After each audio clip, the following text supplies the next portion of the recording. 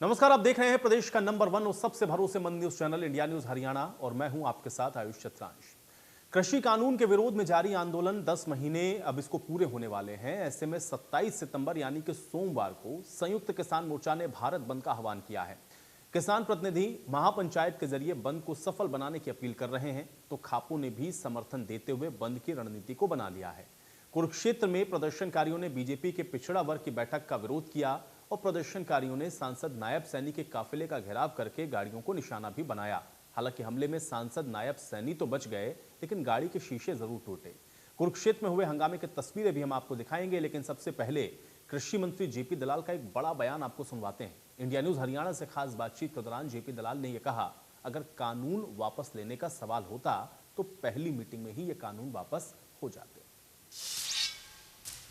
कानून लागू शायद अभी हुए नहीं है, तो वापस होने का कोई सवाल? ये वापस होने का सवाल होता तो पहली मीटिंग में हो जाता। 11 बार मीटिंग हो चुकी है और हमारे 3 मंत्रियों की कमेटी जो बनी केंद्र के वरिष्ठ मंत्रियों की, उन्होंने बार बार कहा कि आपको किसी भी मुद्दे पर, किसी भी सबद पर जो कोई शंका है उसका समाधान करने के लिए हम तत्पर हैं। लेकिन आप जो लोग हैं, इस देश के करोड़ों करोड़ों किसानों के भाग्य विधाता नहीं बन सकते। वो किसान जिसका परिवार आत्मसम्मान के लिए 27 रुपये की मजदूरी पे जिंदा है, उसके भाग्य का फैसला आप उसकी आमदनी बढ़ाने से ना रोकिए। आप उसके लिए कुछ न कुछ हम सरकार को करने दे दिए।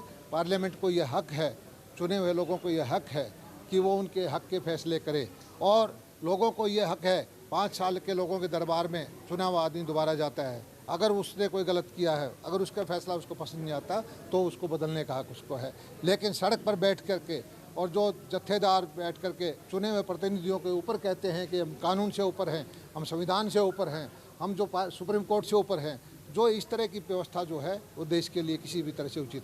दुख की बात यह है कि जब ये कानून लागू ही नहीं है, सुप्रीम कोर्ट ने भी इनको स्थगित किया हुआ है, आज ये कहीं भी देश के किसी कोने में लागू नहीं है, फिर ये आंदोलन का औचित्य क्या है?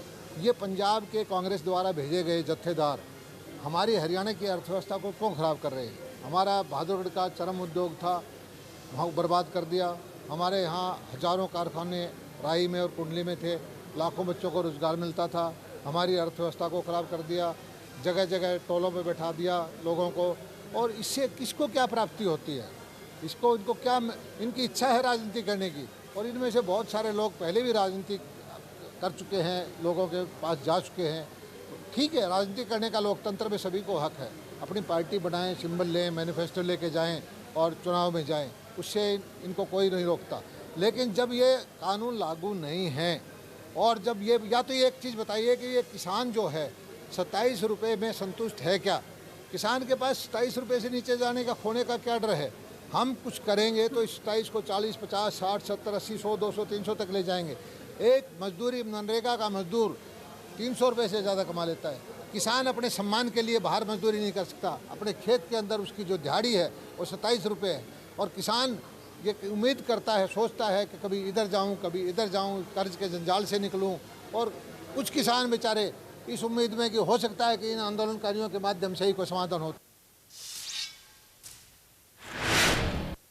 तो सुन रहे हैं आप, कृषि मंत्री जेपी दलाल ये साफ कह रहे हैं कि सिर्फ और सिर्फ विपक्ष के इशारे पर ही ये पूरा आंदोलन चल रहा है। तो अब आपको कुरुक्षेत्र की तस्वीरें भी दिखा देते हैं, जहां पे प्रदर्शनकारियों ने नायब सैनी के काफिले पर कैसे हमला बोला है। तस्वीरें आप देखें, और हमला बोला गया। हालांकि सांसद नायब सैनी इसमें बच गए, लेकिन गाड़ियों के जो शीशे हैं वो ज़रूर यहाँ पर टूटे हैं। और अब इसलिए बड़ा सवाल ये भी है कि एक तरफ तो भारत बंद का आह्वान है, रणनीति बन रही है, खापों का समर्थन मिल रहा है, लेकिन लगातार जिस तरह से भारतीय जनता पार्टी के नेताओं के काफिले पर या उनकी गाड़ी पर या नेताओं को निशाना बनाया जा रहा है, इसका इस आंदोलन से क्या अभिप्राय है और इसको आंदोलन के साथ अगर आप जोड़ें तो इसके क्या मायने समझे जाएं? ये सवाल लगातार बरकरार है कि आखिर इस तरह से गाड़ियों को या फिर काफिले को निशाना क्यों बनाया जा रहा है, हिंसा के तौर पर, कि ये तोड़फोड़ क्यों की जा रही है। विरोध भी आप कर सकते हैं, विरोध का भी अधिकार है, आप काले झंडे दिखा सकते हैं, लेकिन तोड़फोड़ करना, इसको कहीं से भी सही नहीं कराया जा सकता है। तो अब 27 सितंबर के भारत बंद का समर्थन खापों ने भी किया है।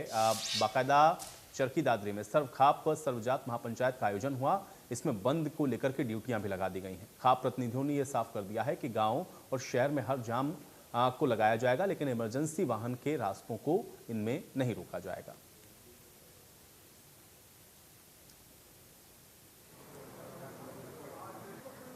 छत्तीस बिरादरी के संगठनों की एक महापंचायत बुलाई थी। इस पंचायत का मुख्य विषय था कि 27 तारीख को जो शहीद किसान मोर्चा का भारत बंद का संदेश आया है, उसको लेकर ये पंचायत बुलाई थी, ताकि भाई सबकी इस भारत बंद में हिस्सेदारी हो और सबकी अलग अलग से मतलब जिम्मेवारी लगाई जाए। तो भाई इसी विषय में पंचायत बुलाई। तो बंद को लेकर 27 तारीख को ये 6 बजे 4 बजे तक का बंद है। इसमें दादरी शहर के चारों रोड जाम होंगे, जैसे Chidiya Mod, Sanaspur bypass, Delhi bypass, Rawdi bypass, Baba Narayan. तो सभी स्टेटमेंट आपने सुन लिए हैं और अब आज के अहम सवाल हैं, इस सवाल पर भी नजर डालेंगे। लेकिन बहुत महत्वपूर्ण बात सबके बीच में यही है कि आखिर किस तरीके से ये जो आंदोलन है वो चल रहा है, लेकिन इसका हल क्या होगा, ये सबसे बड़ा सवाल है। लेकिन विरोध के लिए सांसद पर आखिर हमला क्यों किया गया है, आज की बड़ी बहस का पहला सवाल ये है। दूसरा सवाल ये भी है कि क्या विपक्ष के सहारे ही आंदोलन टिका हुआ है। तीसरा सवाल ये है कि खापों के समर्थन से क्या भारत बंद सफल होगा या फिर नहीं, ये भी अपने आप में एक बड़ा सवाल है। तो कुल मिलाकर के अब 27 तारीख को भारत बंद है, इसके अलावा विरोध भी हो रहा है और आज कृषि मंत्री ने भी जो बात कही है हरियाणा के अंदर, वो भी अपने आप में बहुत अहम है। आज इन्हीं तमाम सवालों के साथ आज की इस बहस की शुरुआत करते हैं। तमाम मेहमान मेरे साथ जुड़ गए, पहले उनका परिचय मैं आपके साथ करवा देता हूं। रंजीता मेहता जी हमारे साथ जुड़ रही हैं, प्रवक्ता है भारतीय जनता पार्टी की। रंजीता मेहता जी, स्वागत है आपका इस चर्चा में। महिमा सिंह जी हमारे साथ जुड़ रही हैं, प्रवक्ता है कांग्रेस पार्टी की। महिमा सिंह जी, आपका भी स्वागत है इस चर्चा में। अमनदीप केसरी जी हमारे साथ जुड़ रहे हैं, प्रवक्ता है इंडियन नेशनल लोकदल के। अमनदीप केसरी जी, आपका भी स्वागत। और राजेश दहिया हमारे साथ जुड़ रहे हैं, किसान नेता हैं। राजेश दहिया जी, आपका भी स्वागत है। राजेश जी, आपसे इस चर्चा की शुरुआत करता हूं, क्योंकि 27 तारीख को भारत बंद का आप लोगों ने आह्वान किया है, उसको सफल बनाने के लिए खापों का भी समर्थन आपको मिल रहा है। लेकिन एक सवाल जो मैं हमेशा पूछता हूं, विरोध प्रदर्शन के बीच में ये तोड़फोड़ की तस्वीरें हम लोगों को क्यों देखने को मिलती हैं और क्यों गाड़ियों को निशाना बनाया जाता है या प्रतिनिधियों को निशाना बना लेते हैं? इससे आपको नहीं लगता कि इसका बैड इंपैक्ट कहीं आंदोलन के ऊपर पड़ता है, एक तस्वीर ऐसी जो गलत तरीके से फिर पेश होती है? ऐसा क्यों होता है राजेश दहिया जी? पहला रिएक्शन मैं आपका इस पर चाहूंगा, उसके बाद जो आप लोगों ने बंद का आह्वान किया वो कैसे सफल होगा। राजेश जी। आयुष जी, बंद के आह्वान के लिए हमारी ड्यूटी लगी हुई है।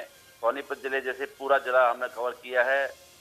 मैं कहता हूं कि हर बिरादरी के जनता, चाहे वो कॉमर्शियल हैं, बिजली या पे कौन है, मतलब सब्जी मंडी वाले हैं, अनाज मंडी वाले हैं, ट्रक यूनियन है, टेम्पो यूनियन है, मार्केट है, सभी इस बंद के समर्थन में आ रहे हैं। हर जनता जो है वो बीजेपी के शासन से परेशान है, क्योंकि बीजेपी के जो आदमी हैं वो झूठ का सहारा लेकर आगे चलते हैं। आपके चैनल से मैं भी हमारे दलाल साहब का बयान सुन रहा था। दलाल साहब की इतनी हिम्मत तो है नहीं कि वो बादलगढ़ में चले जाएं। अरे बैठ के लेक्चर ऐसा दे रहे हैं कि हमारा इतना नुकसान हो गया। आप आंकड़े उठा के देख लो, सिर्फ कृषि ऐसा था जिसमें कि जीडीपी प्लस में था, बाकी सब नेगेटिव चला हुआ है। तो ये जो झगड़े करा रहे हैं, ये जो उपद्रव करा रहे हैं, ये जो बीजेपी के नेता हैं, जिनमें आप उनको विधायक कह लो, एमपी एमएलए कह लो और ये मंत्री जिन कह लो, जैसे मंत्री ये बचकाना बयान देते हैं ना सर, इन बयानों के कारण जनता भड़क रही है और जनता उस पर बैठी हुई है कि कब ये इलेक्शन हो और अब इनकी कमर नीचे करें। तो जितनी भी ये जो तोड़ फोड़ करा रहे हैं या आंदोलन को ओवर करने की कोशिश की जा रही है, ये जो बीजेपी के नेता हैं वो कर रहे हैं। आप अपने चैनल से भी देखो, जो बीजेपी का प्रवक्ता आता है वो यहाँ बैठ के ऐसे ऐसे झूठ के पुलंदे फेंकता है और किसी और दूसरे को बोलने तक नहीं देता कि ये अपनी बात डिबेट के जरिए जनता तक पहुंचा दें। उसके अंदर भी वो अपनी अड़ंगी लगाता है। तो इसलिए जो देश का वातावरण खराब करने की कोशिश की जा रही है वो बीजेपी पार्टी नहीं। तो दहिया जी, अभी आप ये कह रहे हैं कि जो सैनी साहब की जो गाड़ी के ऊपर जो हमला हुआ है ये भारतीय जनता पार्टी का प्रायोजित है, उसमें वहां पे किसानों का वो संगठन का उससे कोई लेना देना नहीं। आयुष जी, ये जो बीजेपी वाले हैं ये अंदर घुस के, जैसे हमारे यहाँ जो कुंडली बॉर्डर पर जो धरना था उसके अंदर जो बीजेपी वाले थे उन्होंने हमारे खाने में आकर रेत मिलाया था। जब बाद में गांव वालों ने उनका बहिष्कार किया तो वो खुद उन्होंने माफी मांगकर वो आज तक अपने घरों में बैठे हुए हैं। तो ये जो शुरुआत कर रहे हैं ये बीजेपी के नेता इस देश के माहौल को खराब करके और जनता से में आपस में फाड़ लगा के और अपने राज को हथियाना चाहते हैं। जैसे कि हमारे एक नेता ने भी कहा था, मैं सुन रहा था कि मनोहर लाल खट्टर तो तीसरी बार भी मुख्यमंत्री बनेंगे, चौथी बार भी बनेंगे, पांचवी बार भी बनेंगे और एक रिकॉर्ड कायम करेंगे। अरे मुख्यमंत्री जो मनोहर लाल जी ये 100 साल बाद भी जी लेंगे क्या? कि 100 साल बाद भी मुख्यमंत्री बन जाएंगे? बस मतलब इस तरह की बातें फेंक के जनता जनता को परेशानी में डाल रहे हैं और जनता के साथ ऐसा कर रहे हैं कि जिससे जनता में रोष पैदा हो गए, आपस में उनका झगड़ा हो जाए और इनको उससे राजनीतिक लाभ मिले और जो बाकी पार्टियां हैं वो कुछ न कर पाए और ये दोबारा से वो अंग्रेजों की राजनीति डिवाइड एंड रूल करके दोबारा से सत्ता में आ जाएं और हमारे जो किसानों के साथ जो विश्वासघात किया है उसको और आगे करें। दलाल साहब ने भी कहा था कि कभी कानून लागू ही नहीं हुए हैं। अरे जब लागू नहीं हुए तो तुमने 11 वार्ता क्यों करी हमारे साथ? अब तो ये कहते हैं उन्होंने कहा कि 11 वार्ता नहीं की और पहली वार्ता में ये कहते नहीं भैया जी उस समय तो कानून लेकर आए थे ना, वो तो जब वार्ता आप लोगों की शुरू हुई और उसके बाद प्रदर्शन आप लोगों का चल रहा था तब सुप्रीम कोर्ट को इंटरवीन करना पड़ा और उसके बाद इस पर जो है स्टे हुआ। लेकिन सवाल इसी बात का है ना कि भाई इसका हल निकलेगा कैसे, क्योंकि ये बात अगर कृषि मंत्री हरियाणा के कह रहे हैं कि कानून अगर वापस होने होते तो पहली मीटिंग में ही हो जाते, यानी कि आप सहमति बना सकते हैं संशोधन के ऊपर, और ये बात सभी लोग दोहरा रहे हैं भारतीय जनता पार्टी की तरफ से। सहमति क्यों नहीं इस बात पर बन पा रही? दहिया जी, संशोधन पर क्यों सहमति नहीं बन पा रही? जितने पॉइंट्स आपको लगते हैं खराब हैं, संशोधन करवा लीजिए। हमने पहले दिन से कहा कि इन जो 13 कानून है जिनमें बिल्कुल टोटली कालापन था, जो आदमी अपनी बात को किसी कोर्ट में नहीं ले जा सकता तो इससे ज्यादा कालापन क्या होगा। जब हमारी वार्ता हुई तो उन्होंने आश्वासन दिया कि इनको कोर्ट का प्रोविजन भी करेंगे। उससे पहले सिर्फ एक एसडीएम प्रोविजन था और एसडीएम को आप जानते हो एसडीएम जो है वो सरकार का सबसे छोटा पिट्ठू होता है, अगर जो उसको जिस तरह से नचाया जाता है वो उस तरह नाचता है। तो इसलिए ये काले कानून थे और दलाल नहीं तो बात बनी थी ना दहिया जी, बात बनी थी ना। देखिए बिजली वाले मुद्दे पर भी बात बनी, पराली वाले मुद्दे पर भी बात बनी, एसडीएम वाले मुद्दे पर भी बात बनी। ये संशोधन क्यों नहीं हुआ? ये क्यों बीच में ब्रेक डाउन हो गया? आयुष जी, आपसे आपके चैनल पे मैंने कहा था कि अगर ये हमारे एमएसपी पे कानून बनाते हैं तो किसानों को विश्वास होता है कि ये सरकार हमें फायदे देने की कोशिश कर रही है। जो हम एमएसपी कानून मान रहे हैं उसको तो दे नहीं रहे हैं, फिर कहते हैं हमें स्वामीनाथन रिपोर्ट लागू कर दी। तो ये झूठ का पुलंदर लगा रहे हैं ना कि अगर जो सीटू फार्मा है स्वामीनाथन रिपोर्ट में वो यही करना है ना दहिया जी, यही करना है। आपके जो पॉइंट्स है ना उसको बना करके एक ड्राफ्ट तैयार करके लेकर के जाइए और कहिए कि इस पर हमको चर्चा करनी है। लेकिन आप कह रहे हैं कि आप कानून वापस कर लीजिए और सरकार उसी बात पर अड़ी हुई है। मुझे लग रहा है बात यही अटक रही है। आयुष जी, कोई प्रेस नोट है जिसमें सिर्फ 50 वर्ड का है, उसमें 50 से में सारी गलतियां होंगी, तो उसको आप क्या कहोगे? उसको ड्राफ्ट को ठीक करो या नया ड्राफ्ट बनाओ। आप नहीं वो बात सही है राजेश जी आपकी बात सही है, मैं ये नहीं कह रहा हूं, लेकिन मैं कह रहा हूं कि अगर एक ऑप्शन और है तो उसको आप करने में क्या हर्ज है भाई? आखिर तो सब किसान का भला चाह रहे हैं ना, कुछ तो रास्ता निकले। बाकी तो ठीक है, अब आप लोग भारत बंद का भी आह्वान कर रहे हैं, देख रहे हैं कि अब इस पर भी क्या इम्पैक्ट होता है। ठीक है, रंजीता जी से मैं जवाब लेता हूँ। रंजीता मेहता जी, एक तो आज जो कृषि मंत्री हरियाणा के कह रहे थे उसके मैं क्या मायने समझूं, दूसरा ये है कि नायब सैनी जी की गाड़ी को निशाना बनाया गया, तोड़फोड़ हुई, लेकिन ये आप लोगों के द्वारा ही प्रायोजित किया गया है। ये बात यहाँ पे राजेश दहिया जी ने कही कि आप लोग जानबूझ करके इस आंदोलन की जो शक्ल सूरत है उसको खराब करना चाहते हैं। रिएक्शन चाह रहा हूं मैं आपका। आयुष, प्रत्यक्ष को प्रमाण की जरूरत नहीं होती। राजेश दहिया जी अपने ही बातों में उलझते नजर आते हैं क्योंकि खुद को नहीं पता कि किस बात पे शुरू किया था और अब किस बात पर आकर ये लोग बहस कर रहे हैं। शुरू होने से पहले इनको इस बात से डर लगता है कि भाजपा के प्रवक्ता इनको बोलने नहीं देंगे। शुरू करने से पहले ही इनको इस बात का खौफ खाता है कि सरकार हमारी बात मानेगी नहीं। तो ये साफ नजर आता है कि सिर्फ और सिर्फ राजनीति करने के लिए ये आंदोलन बन गया है और कुछ नहीं है। आज नायब सैनी जी की गाड़ी तोड़ी गई है, इससे पहले भी जो हादसे हुए थे, जो तिरंगे का अपमान किया गया था, जो बंगाल की युवती के साथ रेप किया गया था, जिस तरीके से वहां पे मौदगिल जी को जिंदा जलाया गया था, जिस तरीके से करनाल में उत्पात मचाया गया था, हेलीकॉप्टर को नहीं उतरने दिया गया था, जिस तरीके से सभी सिलसिलेवार चीजें हो रही है, साफ नजर आ रहा है कि पंजाब की जत्थेबंदियां परेशान थी और कैप्टन अमरिंदर खुद इस बात को स्वीकार करते हुए नजर आए कि आप पंजाब का माहौल मत खराब कीजिए, आपको हरियाणा में भेजा गया है, हरियाणा का माहौल खराब कीजिए। साफ पता चल रहा है कि इस समय मुद्दा किसान या किसानी नहीं है। किसानों की भलाई के लिए तो दूर दूर तक नहीं सोचा जा रहा। इस समय ये सोचा जा रहा है कि यूपी के चुनाव आ रहे हैं, पंजाब के चुनाव आ रहे हैं और किसी जगह पर एक और चुनाव आ रहे हैं। इन चुनावों में भाजपा का विरोध कैसे किया जाए। आज जो जेपी दलाल जी ने कहा है, बिल्कुल मैं उस बात से इससे सहमत हूँ कि आज 77 साल हो गए हमारी आजादी को। जो सोने की चिड़िया कहलाता था हमारा देश, आज भी जो बच्चा झुग्गी झोपड़ी में पैदा होता है उसके ऊपर 50,000 का कर्ज क्यों है? क्योंकि इस देश को उभरने नहीं दिया गया। पूर्ववर्ती सरकारों ने जो आज तक राज किया सिर्फ अपने घर भरने का, अपनी जेबें भरने का काम किया। और आज अगर कोई सरकार भलाई करना चाहती है, और स्पेशली अगर मैं हरियाणा की बात करती हूँ, सबसे ज्यादा अगर एमएसपी मिल रहा है तो हरियाणा के किसानों को मिल रहा है। सबसे ज्यादा गन्ने का रेट अगर भलाई वाली बात है जी, एक सवाल मैं हमेशा पूछता हूं, मुझे एक बात बताइए, ये कैसी भलाई है? अगर कोई मेरी भलाई करने की कोशिश करेगा, कोई 10 दिन मुझे बहका सकता है, लेकिन 11वें दिन मुझे समझ में आ जाएगा कि इसमें मेरा हित है। कैसे 10 महीने से वहां पर बैठे हुए हैं, आप भलाई कर रहे हैं और वही भलाई समझ में नहीं आ रही लोगों को। आयुष, आज जो अगर हम किसानों की बात करते हैं, 80% से ज्यादा किसान इस चीज को मान भी चुके हैं अपनी भलाई को, और अपने खेतों में काम भी कर रहे हैं। उसी के चलते उनको सरसों और सूरजमुखी का सबसे ज्यादा रेट मिल रहा है। आज जो 20% जो किसान है जो बहकाए हुए हैं विपक्ष के द्वारा, आज वही हल्ला मचा रहे हैं और बिल्कुल उस पर साफ नजर आते हैं वो चेहरे, तो पता चलता है कि किसी पार्टी के द्वारा समर्थित हैं और उनके द्वारा स्पॉन्सर हैं।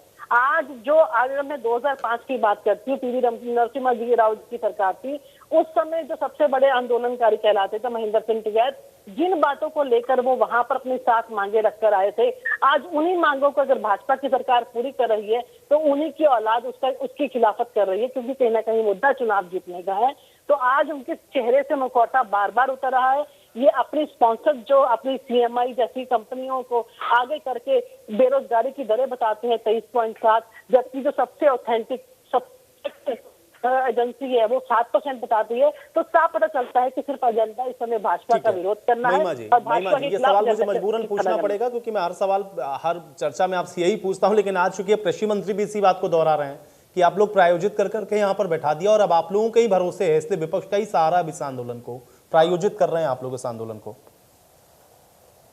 एक बात अभी भाजपा की प्रवक्ता को कहते हुए सुना आयुष जी कि ये अब जो लोग वहां बैठे हुए हैं बस ये वो लोग हैं जिन्हें विपक्ष ने भड़का के बैठाया हुआ है। आप जरा पहली चर्चा याद कीजिए, पिछले वर्ष आज से 300 दिन से ज्यादा हो गए जब हमने बैठ के चर्चा की थी, तब ये बात शुरू हुई थी कि मुट्ठी भर लोग हैं, विपक्ष के भड़काए हुए लोग हैं। मुट्ठी भर से कहीं ज्यादा लोग तो वहां शहीद हो गए हैं इस आंदोलन की लड़ाई लड़ते हुए, कृषि अधिकारों की लड़ाई लड़ते हुए। अभी बात कर रहे थे कि आपने पूछा हमसे कि कृषि मंत्री ने ऐसा कहा है।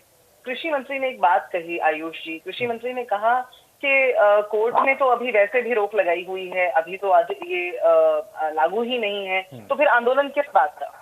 क्या कहीं ना कहीं यही एक तरीका ढूंढा था क्या भाजपा सरकार ने कि कोर्ट रोक लगा दे, ये चले जाएं और फिर उसके बाद हम फिर से इसको लागू कर दें? आज एक बड़ा सवाल ये पैदा होता है कि 23 अगस्त को जो सुनवाई कोर्ट के अंदर हुई थी, जो मोनिका अग्रवाल नोएडा की जो पिटिशनर हैं जिन्होंने वो याचिका दायर की थी, जिसके ऊपर अभी हाल ही में चर्चा हो रही है, रास्ते खोलने के ऊपर चर्चा हो रही है। आज अनिल विज जी ने बोला है कि हम रास्तों के विकल्प सुझाएंगे सोनीपत और झज्जर से, और उन रास्तों को हम रिपेयर कराएंगे, दुरुस्त कराएंगे। तो वहां सुप्रीम कोर्ट में, सर्वोच्च न्यायालय में, क्या हरियाणा की सरकार ने अपना हलफनामा दायर कर दिया है? इस बात का जवाब आज आप इस चर्चा में जरूर लीजिएगा भाजपा की प्रवक्ता से कि क्या हलफनामा दायर हुआ है हरियाणा सरकार की ओर से, और हुआ है तो उसमें क्या लिखा गया है? क्योंकि उत्तर प्रदेश की सरकार की ओर से हलफनामा तभी आ गया था, हरियाणा सरकार की ओर से आया है कि नहीं आया ये साफ नहीं है। और ये जो बात हो रही है वैकल्पिक रास्ते दिखाने की और उन्हें दुरुस्त करने की, इस पे भी जरा संशय होता है आयुष जी। संशय इसलिए होता है क्योंकि जब ये किसान जा रहे थे दिल्ली की ओर, और जैसा नैरेटिव बनाया जा रहा है कि किसानों ने रास्ते रोके हैं, किसान तो वहीं बैठ गए कुंडली बॉर्डर पर, लेकिन दिल्ली जाने के, मैं बार बार कहती हूँ कि मैं खुद जाती हूँ, कभी 7 घंटे कभी 4 घंटे फंसती हूँ, दिल्ली जाने के तमाम रास्ते बंद हैं। अब तो नौबत ये है कि नरेला इंडस्ट्रियल एरिया के बीच में कहीं कोई प्लॉट के बीच में से कोई दीवार तोड़ करके किसी तरह से रास्ते मजबूरन लोगों को बनाने पड़े हैं, और किस किस तरह से वहां से संघर्ष करते हुए लोग गुजरते हैं। आज 27 सितंबर की जो बात हो रही है आयुष जी, उसमें एक बहुत गौर करने की बात यह है कि अब ये किसान ही नहीं है, विपक्ष के भड़काए हुए किसान ही नहीं है, एलडीएफ, केरल से एलडीएफ जो सरकार में बैठे हैं, उन्होंने घोषणा कर दी है कि वो 27 सितंबर को हड़ताल घोषित करेंगे केरल के अंदर। बैंक यूनियंस ने घोषित कर दिया है, 100 से ज्यादा यूनियंस हैं, यदि भाजपा की प्रतिनिधि ना जानती हो तो हम बता देते हैं, 100 से ज्यादा यूनियंस हैं भारत भर में जिन्होंने घोषणा कर दी है कि वो इस आंदोलन के समर्थन में आएंगे, जो राजेश दहिया जी ने शुरुआत में बात बताई थी। और अब बात आ जाती है आज कुरुक्षेत्र की, जो आपने बात पूछी आयुष जी, हालांकि आपने सीधा सवाल नहीं किया लेकिन उस पर चर्चा हुई, तो मैं ये जरूर कहना चाहूंगी कि देखिए, चक दे इंडिया एक फिल्म आई थी, उसके अंदर एक सीन था, आपकी चर्चा सुनते हुए मुझे वो सीन याद आ गया कि वो एक हरियाणा से होती है खिलाड़ी चौटाला, और उसके ऊपर इस बात की तोहमत लग जाती है। एक पंजाब की खिलाड़ी होती है, एक हरियाणा की खिलाड़ी होती है, और उन दोनों के अंदर हमेशा ठहसा भैंसी रहती है। और जब जो चीज सामने आती है कोच के, वो ये नहीं पता लगा पाते कि शुरुआत किसने की थी। तो जब जब ये वायलेंस की बात होती है, जब जब हिंसा की बात होती है इस आंदोलन में, आज तक जब भी हुई है, 26 जनवरी की हुई है, तो हमें दीप सिद्धू और उनकी भाजपा के नेताओं के साथ वो समान तस्वीरें याद आ जाती हैं जो प्रत्यक्ष हैं। प्रत्यक्ष को प्रमाण की बहुत अच्छी बात भाजपा के प्रतिनिधि ने शुरुआत में की थी। उसी बात को दोहराते हुए कहेंगे हम कि दीप सिद्धू की वो तस्वीरें प्रत्यक्ष हैं, दीप सिद्धू का डिले हुआ हिरासत में लेना प्रत्यक्ष है, और उसके ऊपर कोई संशय नहीं है। और इसी बात को हम दोहराते हुए ये कहेंगे कि जब जब हिंसा होती है, तब तब भाजपा कितनी बौखलाई हुई है और डरी हुई है, ये बात सामने आ जाती है।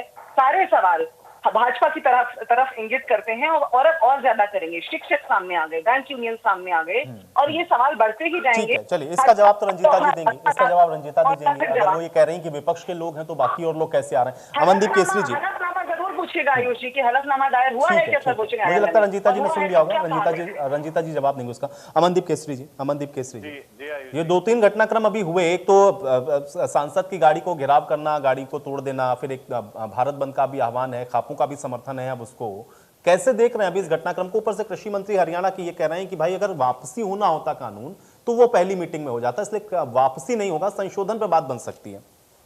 जी आयुष जी, आपकी चर्चा के दौरान ही ये बात आई है, आपने भी स्वीकारा है कि जब पराली वाले मुद्दे पर बात बन गई है, दूसरे मुद्दों में बात बनी, और आपने कहा एसडीएम वाले मुद्दे पे भी बात बन गई, ये प्रत्यक्ष है कि केंद्र की सरकार ने माना कि खामियां हैं कानून के अंदर। और जो बात वार्ता संयुक्त किसान मोर्चा के नेताओं के साथ हुई, उसमें खामियां सामने आई। लेकिन सबसे बड़ा सवाल अब वाजिब ये बनता है कि सरकार ने जब खामियां मान ली हैं तो सरकार संशोधन क्यों नहीं कर रही है? सरकार तो संशोधन करे ना। एक कदम तो सरकार को आगे बढ़ना चाहिए कि देखिए ये खामियां निकली थी, इस पे हमने भी स्वीकार किया कि ये खामियां हैं, उस पे तो संशोधन सरकार करेगी ना, किसान नेता तो नहीं कर सकते संशोधन। और दूसरी बात, हमारे हरियाणा के कृषि मंत्री जी ने बार बार एक बात पर जोर दिया कि हम 27 रुपए प्रतिदिन किसान की जो आमदन है उसको बढ़ाना चाहते हैं। देखिए किस तरह के दोहरे चेहरों वाली सरकार है जो 17 रुपए प्रतिदिन किसान को देकर के ये कहती है कि हमने किसान का बहुत मान सम्मान बढ़ा दिया, और 27 रुपए पे कह रहे हैं कि 27 रुपए बहुत कम है। इनसे जरा पूछिए कि जब आपने कृषि सम्मान योजना चलाई, 17 रुपए प्रतिदिन एक किसान को दिए, तो तब आपको शर्म नहीं आई कि 17 रुपए प्रतिदिन में किसान का कैसे गुजारा होगा? और ये अब ये बहाना बना रहे हैं कि हम इसको 27 से ऊपर बढ़ाएंगे। और तीसरी बड़ी बात, जब आप ये कह रहे हैं कि हिंसा हुई है, इंडियन नेशनल लोकदल पार्टी के प्रवक्ता होने के नाते हम हमेशा हिंसा के खिलाफ रहे हैं। हिंसा किसी भी प्रकार की होगी तो वो गलत है, लेकिन आयुष जी क्या हिंसा हुई है प्रदेश के अंदर? तो प्रदेश की सरकार क्या कहाँ थी? ये किसका दायित्व होता है हिंसा रोकने का? किसान नेता बार बार ये कह रहे हैं कि कोई भी अगर हिंसा करता है तो हमारा आदमी नहीं है, हम उसका साथ नहीं देंगे। और जब जब हिंसा होती है तो मरता किसान ही है उसके अंदर।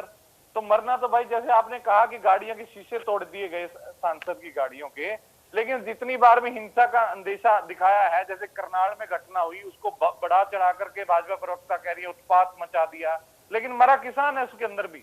हिंसा किसानों ने करी और किसान ही मर गया। ये कैसी बेतुकी बात है? और जब भी किसी प्रदेश और देश में ऐसे हालात पैदा होते हैं, तो आप अगर ये सिविल वॉर जैसे हालात पैदा होते हैं तो उसका जिम्मेवार कौन होगा?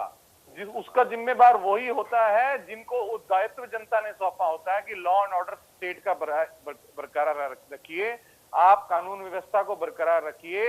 एक उदाहरण भाजपा की प्रवक्ता दे दें कि कौन से किसान को ये पकड़ने गए थे हिंसा में, या कौन से उपद्रवी इन्होंने पकड़े, किसानों ने रोक दिए, उसका उदाहरण पेश करें। किसान तो कह रहे हैं कि भाई जिसने हिंसा करी उसको सख्त से सजा दें, और वो उनका सबसे बड़ा दुश्मन है, क्योंकि हिंसा एक ऐसा रास्ता है जिससे भारतीय जनता पार्टी के मंसूबे पूरे हो सकते हैं, और वो इस किसान आंदोलन को फेल कर सकती है। नहीं बिल्कुल अमनदीप जी, इसीलिए मैंने पहला सवाल ही यही पूछा दहिया जी से। मैंने पहला सवाल इसीलिए पूछा, यही पूछा मैंने कि इससे आंदोलन की जो छवि है वो कहीं ना कहीं खराब हो सकती है। इसलिए कुछ नेताओं की जिम्मेदारी भी तो होनी चाहिए, जिनके आह्वान पर लोग बैठ गए, जिनके आह्वान पर 10-10 महीने से किसान विरोध कर रहा है, उनकी बात को इतना सीरियस क्यों नहीं ले पा रहे? और कौन है वो लोग जो फिर ऐसी घटनाओं में संलिप्त हो जाते हैं? क्योंकि यही तो पोर्ट्रे हो जाएगा ना, और आंदोलन को नुकसान होगा। आयुष जी मुझे बोलने का मौका दीजिए। आऊंगा रंजीता जी, एक बार अमनदीप जी की बात कंप्लीट हो जाए। आयुष जी, मैं आपकी बात से सहमत हूं कि नेताओं की जिम्मेवारी होती है जो आह्वान करते हैं, लेकिन क्या नेताओं ने हिंसा का आह्वान किया है? और अगर हिंसा का आह्वान नहीं किया और कोई लोग फिर भी हिंसा करते हैं तो अब जिम्मेवारी सरकार की है कानून व्यवस्था को बनाने की। नहीं वो तो है, वो सरकार की जिम्मेदारी है, लेकिन वही बात है ना, उनके नुमाइंदों को निशाना बना रहे हैं। वो तो ये कह रहे हैं ना कि ये देखिए किसान क्या कर रहे हैं। सुरेश फोगाट जी हमारे साथ जुड़े हुए हैं, खाप प्रतिनिधि हैं सुरेश फोगाट जी, मैं उनका भी रुख कर लेता हूं। सुरेश फोगाट जी, खापों की भूमिका को कैसे देख रहे हैं? क्योंकि बंद का समर्थन भी खापों की तरफ से कर दिया गया, सर्व खाप ने भी कहा कि नहीं हम बंद का समर्थन कर रहे हैं, ड्यूटी भी बाकायदा लगा दी गई है। इस आंदोलन में खापों की भूमिका को और कैसे देख रहे हैं और कैसे सफल बनाएंगे इस बंद को, मैं थोड़ा समझना चाहूंगा आपसे। आयुष जी, सबसे पहले तो मैं आपको नमस्कार करता हूँ। आयुष जी, खापों का तो शुरू से ही संयुक्त किसान मोर्चा के साथ जो है इनका समर्थन रहता है और आगे भी रहता है। जो संयुक्त किसान मोर्चा का हुक्म होता है, जो भी उनका आह्वान होता है, खापे उन्हीं के ऊपर जो है अपना कार्य करती है। अभी जैसे कि संयुक्त किसान मोर्चा ने जो है ये आह्वान किया हुआ है कि 27 सितंबर को सुबह 6 बजे से लेकर के शाम को 4 बजे तक भारत बंद रहेगा। तो आज ही अपने चरखी दादरी में जो है सर्वखाप और सर्व संगठनों की पंचायत बुलाई थी और हमने उसमें अलग अलग ड्यूटियां लगाई हैं और दादरी को शांतिपूर्वक तरीके से, बिल्कुल किसी प्रकार की अशांति नहीं होगी, किसी प्रकार की हिंसा नहीं होगी, बिल्कुल शांतिपूर्वक तरीके से उसको बंद रखा जाएगा।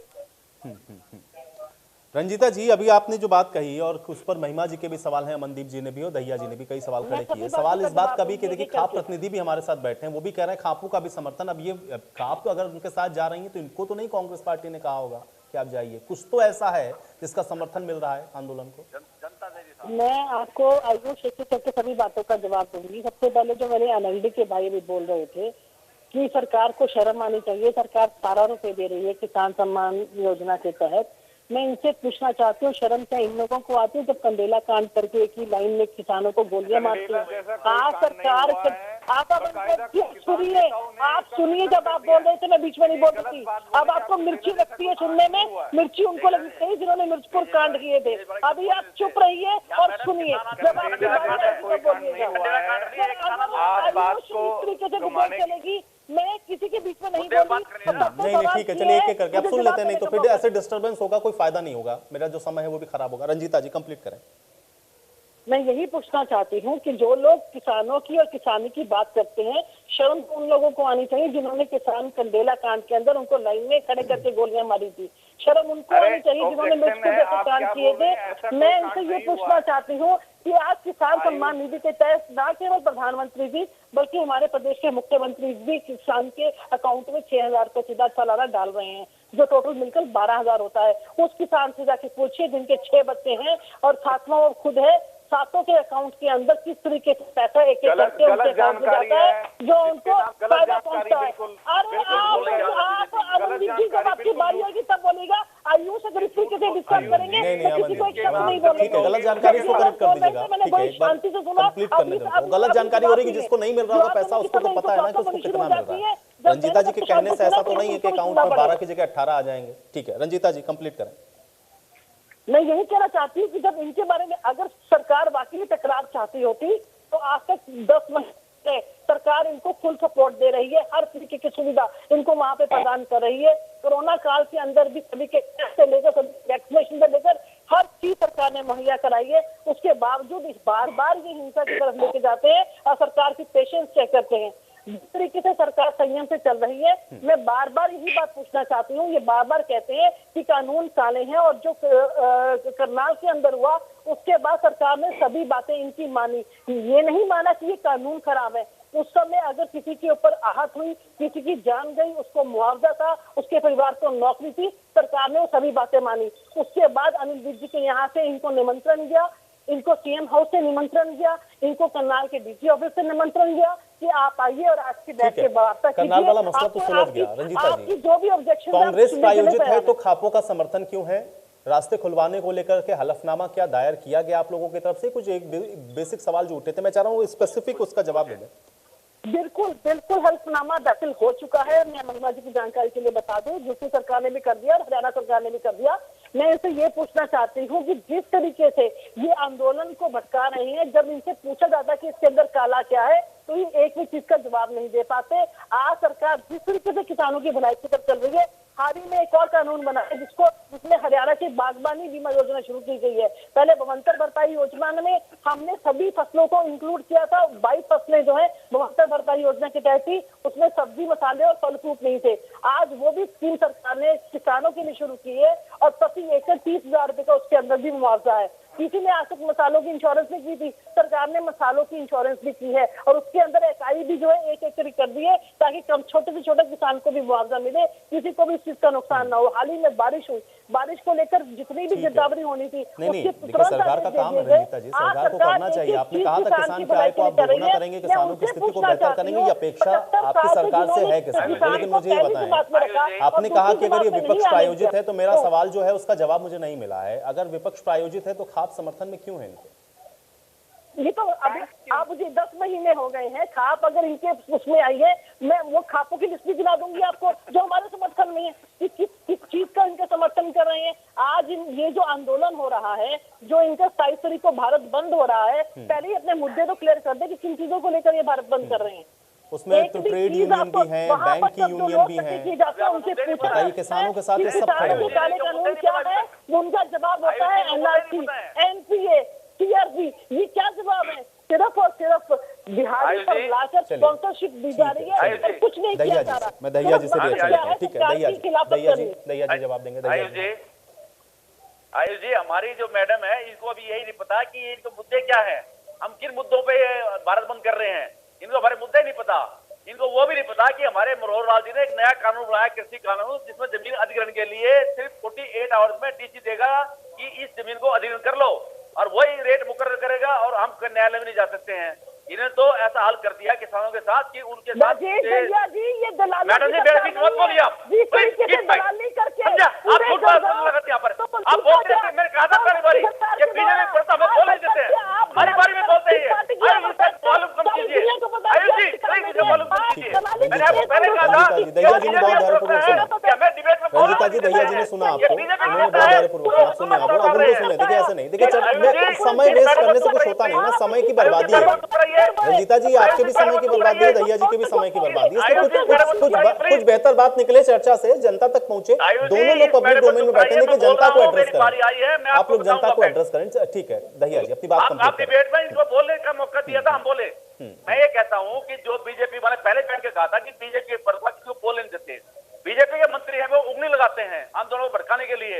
अभी आपके जैसे दलाल साहब ने कहा कि इनको क्या दे दिया, अरे लूट तो में ये लेता रहे हैं। एक आदमी 40 साल सर्विस करके वो रिटायर होता है, बिगड़ पेंशन।